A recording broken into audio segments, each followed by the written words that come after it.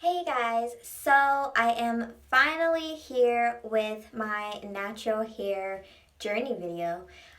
You guys have been asking me for so long for this video. So yeah, pretty much I'm just going to give you a rundown on my entire natural hair journey. I'm going to give you just a little bit of background, back when I used to be permed and all that stuff, to my multiple big chops, my texturizer, and then all the way until now. So ever since I could remember, I have had permed hair. I can't remember what exact age I got it, but I know I was young, and I had perms all the way up until the end of junior year in high school, and that's when I went natural.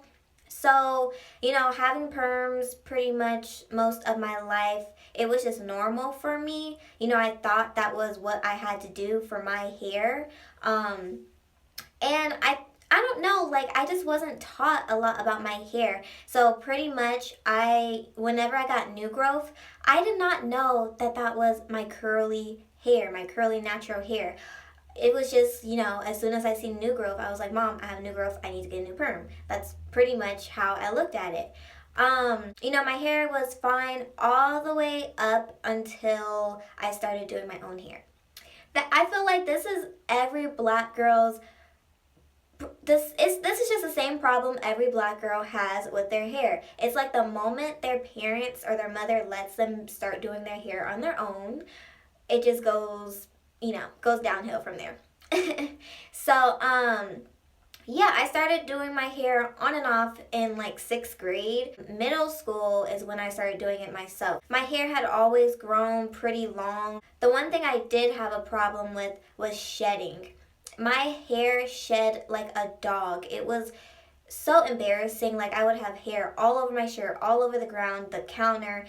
Even if I just ran the comb through my hair once, like it just shed a lot. So high school is when it started getting bad. I was straightening it so much, multiple times every day because I wanted my hair to be bone straight. If it had one little wrinkle in it, I was straightening it. And it just got to the point where, straightening it, perming it, and dyeing it. I was dyeing my hair. I think I had dyed it black, I dyed it blonde, I had dyed it red. So just doing all those things within the same time period was just horrible for my hair. My hair was dry and brittle. Whenever I was straightening it, it would smell burnt. So that's a big sign your hair is unhealthy. It should never smell burnt. So yeah, what happened with my big chop, how I big chopped. Junior year, I had cut it up to my shoulders. Then I wanted a break. So I got my first ever sew-in, which I'm totally against. I hate sew-ins, I hate weaves, just due to this one experience. Yeah, I got a sew-in, and when I went to take it out like a month and a half later, I had never gotten a weave before. I didn't know you had to comb it out before you go and wash it and stuff. So I took it out, went in the shower, shampooed my hair. My hair natted up. I could not get my comb through it. So I got out the shower to try and detangle my hair, and my hair was falling out in the comb. I'm not talking about just strands. I'm talking about chunks of my hair came out. I was crying. I ran and got my mom. I was like, my hair is coming out. So pretty much she said, you have to cut it all off. There was no other way. So we cut all my hair off. And around this time, I had known about going natural because my mom had been, I think maybe 6 months natural, something like that. And she had gotten me into like watching Mahogany Curls, Beauty by Lee, just a whole bunch of people who were sharing their natural hair journey on YouTube. So I kind of knew about it. So yeah, I cut my hair off and I went natural. For me, doing the big chop, I can be honest, I hated it the first day. But then, my mom, she wears her hair short. She had always worn her hair short. So she just told me, you have to be confident. You have to rock it. You can't you have to go on with your life. You have to rock your hair. So, she would show me how to like slick down my sides, put, little curls in the middle, do like kind of like a mohawk look. Um, you know, put on, big hoops, do my eyeliner.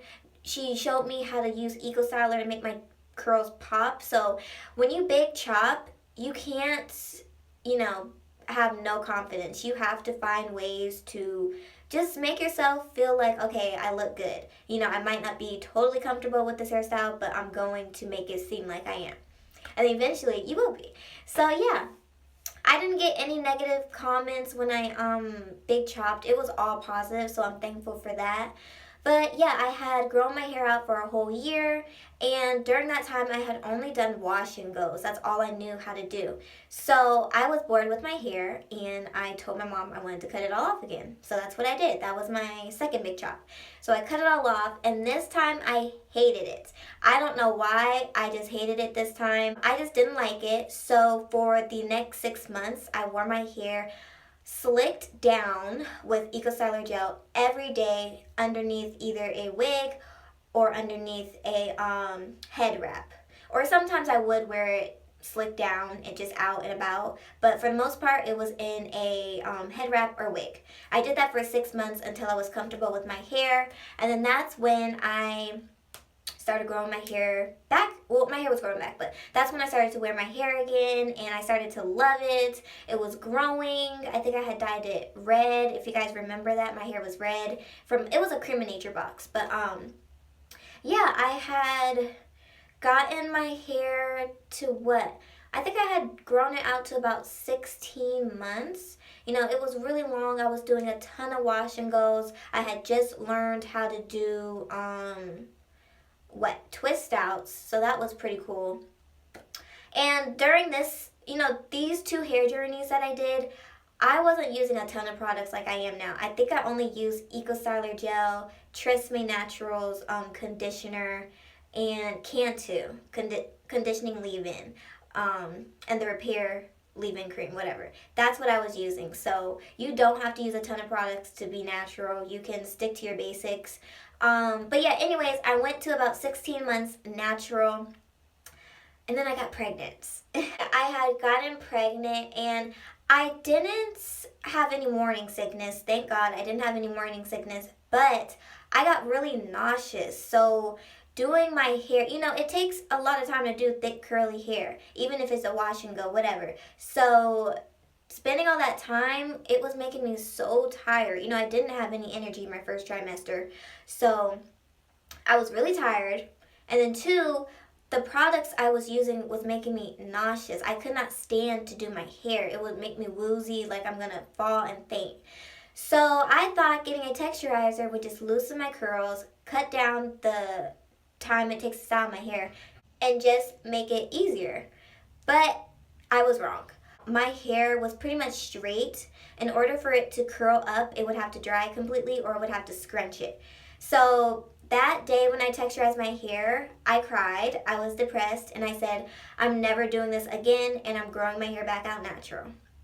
So that's what I did. I think I wore my hair for about 4 to 5 months, something like that, with the texturizer and just transitioning. And I wasn't using any products to try and transition, you guys. I was just using herbal essences conditioner. That's all I was using every day, and sometimes I would put some gel. Like, I was not doing anything to take care of my hair, but it was still growing, thank God. So yeah, like I said, about 4 or 5 months later, something like that, I was like, you know what, I'm tired of this texturized hair. I need something different. I need to get rid of it. So my mom dyed my hair blonde, Dark and Lovely, Go Intense, Go Intense Golden Blonde. This color I have now. And then she also cut majority of the texturized ends off. Not all of it, but majority of it, which was fine. It was better than keeping that crap on my head. So yeah, from then, I think I primarily just wore wash and goes. I think I did do, I did wear my hair in braids like my last trimester of my pregnancy. And then once I had my daughter, I think I had just started watching more hair tutorials. I had seen a lot of people on Instagram still posting, you know, all their hair tutorials, pictures, videos, whatever. And I was like, you know what? I gotta get my hair back on track. So I started doing twist outs again. I can't remember what I bought, maybe a Cantu product, something like that. And I started doing my twist outs and stuff again, which I was so excited about. So although my twist outs and stuff back then did not look how my twist outs look now, like I told you, I still had a little bit of texturized ends on my hair, so it wasn't perfect, it wasn't as defined, but I was making progress. And, you know, as the time went on, I just started experimenting with my hair even more. I was doing different hairstyles, and this is around the time where I really got back into posting my hair photos. I was buying more hair products, finally just figuring out what worked for my hair. I finally had like a little regimen for my hair. So yeah, once I got a good hair routine for my hair, it just started to transform. Like I told you, I was doing a ton of new hairstyles, just being really versatile, deep conditioning, making sure I preserve my hair at night so that it's not nappy and dried out in the morning, making sure I detangle my hair properly. You know, just a whole bunch of things have really helped me with the growth of my hair. I'm not gonna lie, there are days where I'm just sick and tired of it and it stresses me out. But, you know, I come up with a new style and then it's like, okay, this is why I love my hair, because it's so versatile and it's just really, it's beautiful. That's, you know, natural hair is beautiful.